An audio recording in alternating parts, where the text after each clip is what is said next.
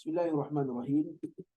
Assalamualaikum warahmatullahi wabarakatuh. Alhamdulillah wassalatu wassalamu ala Rasulillah. Untuk tazkirah hadis untuk kali ini, saya ingin bawakan satu hadis Nabi sallallahu alaihi wasallam yang diriwayatkan oleh Al-Imam Al-Bukhari rahimahullahu taala dalam kitabnya Al-Adabil Mufrad. Di kitabnya Al-Adabil Mufrad, dan hadisnya darjatnya sahih. Kata Nabi sallallahu alaihi wasallam, atau kisah ni sebenarnya ialah berkenaan dengan seorang lelaki di kalangan uh, tabi'in berjumpa dengan seorang lelaki daripada tabi'in berjumpa dengan seorang sahabat. Kisah dia, kata Imam Bukhari rahimahullah, haddatsana Musaddad qala haddatsana Ismail bin Ibrahim qala haddatsana Ziyad bin Mihraq qala haddatsani Taysalah bin Mayyas qala kuntu ma'a Najdad fa asabtu dhunuban la araha illa min al-kaba'ir فذكرت ذلك لابن عمر فقال ما هي قلت كذا وكذا قال ليست هكذا من الكبائر. Kisah dia seorang lelaki namanya Taysalah bin Mayyas. Okey. Taysalah bin Mayyas ini dikata dia ni seorang lelaki, jadi tabi'in. Jadi asalnya dia ni duduk bercampur dengan orang Khawarij. Dia digelar sebagai golongan Najdat, golongan An-Najdat. Lalu bila campur dengan orang Khawarij, kan orang Khawarij ni dia ada satu pemikiran apa dia, iaitu orang buat dosa dia dah kafir dah. Dosa kecil jadi dosa besar, dosa besar jadi kafir. Jadi ada satu kelompok Khawarij namanya An-Najdat, kerana nisbah kepada ketua mereka namanya Najdah bin Amir. Jadi bila dia campur dengan Khawarij, dia pernah sekali dia buat satu dosa, dia kata apa? Fa asabtu zunuban la araha illa minal kaba'ir. Aku buat satu dosa dan aku tak dapat melakukan dosa yang aku lakukan itu dosa yang sangat besar. Tapi bagus dia Taysalah bin Mayyas ni, walaupun dicampur dengan orang Khawarij, dia belum lagi menjadi Khawarij yang tegar. Lalu dia buat apa? Dia pergi jumpa sahabat, dia cari sahabat untuk nak tanya soalan. Ini bagus. Maksudnya Taysalah bin Mayyas ni dapat apa? Dapat taufik daripada Allah. Dapat taufik daripada Allah untuk apa dia? Untuk bertanya masalah agama kepada sahabat. Ini pengajaran besar ni, tuan-tuan dan puan-puan. Kita ni bila kita ada satu masalah, kita bertanya kepada orang yang betul, yang berilmu, itu satu taufik daripada Allah Subhanahu wa taala, satu hidayah daripada Allah Subhanahu wa taala. Alhamdulillah, Taysalah ni jumpa dengan sahabat Ibnu Umar. Lalu Ibnu Umar kata, kau sebutkanlah apa dosa kau tu. Maka Taysalah berkata, kaza wa kaza, dosa sekian dan sekian. Kata para ulama, kenapa Taysalah tak sebut? Ada sebagian kata Taysalah tak sebut sebab dia nak cover. Ada yang kata sebenarnya bukan Taysalah tak sebut, Taysalah sebut, tapi perawi hadis yang mula-mula sekali dengar dari Taysalah dia tak sebut. Kenapa? Sebab nak menutup benda yang memalukan saudaranya. Itulah tuan-tuan Allah. Bila kita dengar kawan kita tanya satu soalan yang spesifik kepada ustaz, soalan tu mungkin boleh memalukan kawan kita tersebut kalau kita cerita kat orang lain. Maka kita bila cerita kat orang, kita boleh gunakan bahasa yang ketiga. Berkata seorang lelaki, ataupun dia mengadu kepada mufti tentang perkara sekian dan sekian. Dia tak sebut dengan detail. Sebab kita nak cover benda yang memalukan. Lalu dia kata, bila dia sebut perkara tersebut sekian dan sekian, maka kata Ibnu Umar, laisat minal kabair, itu bukan dosa besar. Itu bukan dosa besar. Dosa besar itu apa dia? Kat sini point daripada kuliah kita, iaitu apakah dosa-dosa besar?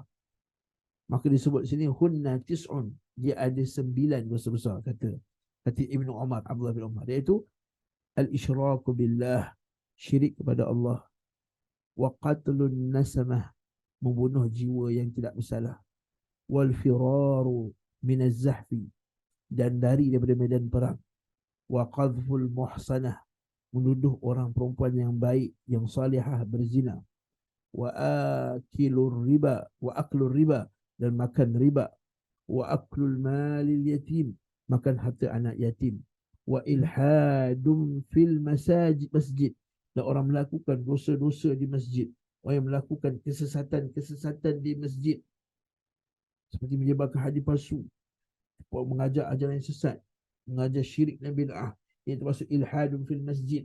termasuk juga melakukan perpecahan di kalangan umat Islam dalam masjid, wa ilhadun fil masjid, menggunakan masjid untuk kepentingan agenda tersendiri, ilhadun fil masjid, menumpahkan darah orang beriman dalam masjid, ilhadun fil masjid.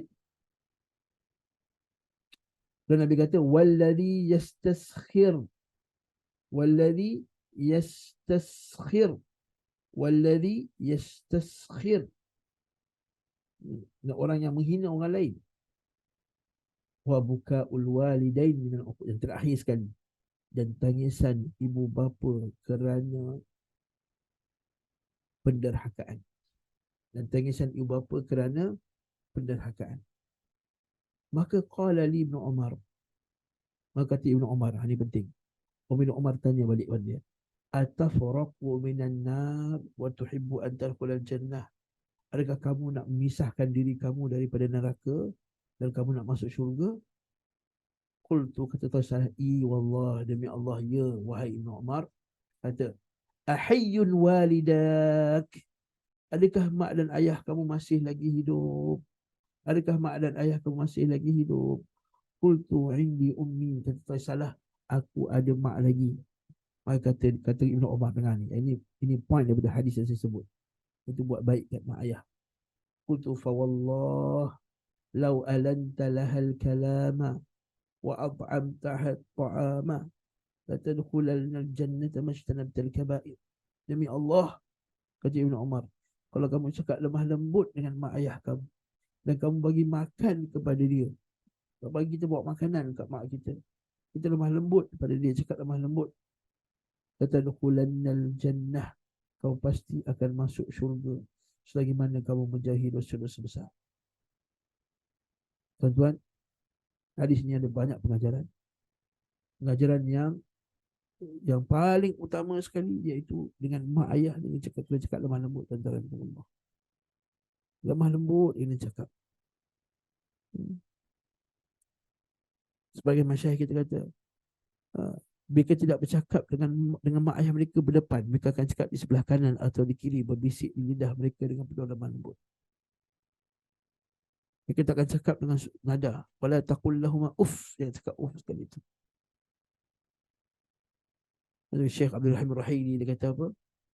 Kalau mak, ada orang tanya balik, kalau lah ayah kita ni kita buat baik tapi dia cela kita, dia laknat kita, kata terus buat baik pada dia, terus buat baik pada dia selagi mana dia adalah mak dan ayah kamu. Cakap dengan lemah lembut, walaupun dia maki kamu, walaupun dia cela kamu, walaupun buat apa, cakap lemah lembut pada dia. Ini ujian bagi kamu. Sebagian salaf, ya, Ali bin Abi Talib, macam mana kalau dia kata, aku bila aku makan dengan ibuku, aku akan biarkan dia dulu memilih makanan, kerana aku takut kalau aku ambil makanan itu dulu, aku ambil bahagian yang dia suka, lalu dia akan kecil hati pada dia. Allahu Akbar. Allahu Akbar. Sebagian salaf, sedang dia berceramah di hadapan ribuan orang, di ulama besar, sekali ibu dia panggil dia. Ibu dia panggil untuk apa? Untuk memberi makan kepada kambing. Dia berhentikan kuliah dia di hadapan beribu orang tu, kemudian dia keluar dan dia beri makan kepada kambing, kemudian dia masuk balik. Kalau kita mungkin kita akan cakap, mak, saya ada ceramah ni mak, tengah beribu orang. Tak, dia akan stop dengan kuliah dia. Dia akan pergi bantu mak dia. Allahu Akbar. Bagi orang Islam, tidak ada pintu masuk syurga selepas pintu tauhid adalah pintu buat baik kepada mak ayah. Sebab Nabi SAW dalam hadis sahih, Nabi kata, Allah Ta'ala sebut Al-Quran apa dia? Wabil walidaini wa la tusyriku bihi syai'a wabil walidaini ihsana. Jangan kamu syirik kepada Allah Ta'ala, dan kemudian wabil walidaini ihsana. Pelajaran lain, tuan-tuan, bahaya bercampur dengan orang Khawarij akan menyebabkan kita sesat. Yang kedua, kelebihannya, ilmunya para sahabat radhiyallahu ta'ala anhum, bagaimana orang ni, tersalah ni, asalnya ada pemikiran Khawarij, jumpa dengan dia berjaya betulkan pemikirannya.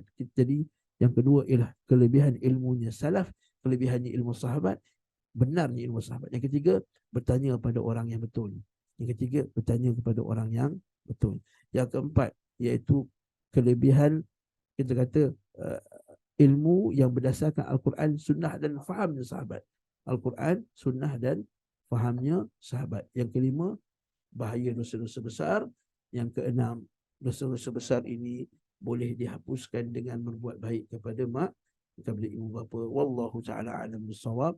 Moga dengan tazkirah ringkas ini kita makin cintakan Rasulullah SAW dan kita makin mengikuti Nabi SAW dalam mengikuti sunnah Nabi SAW dan juga kitab yang turunkan kepada baginda SAW, Al-Quran Al-Karim dan sunnahnya.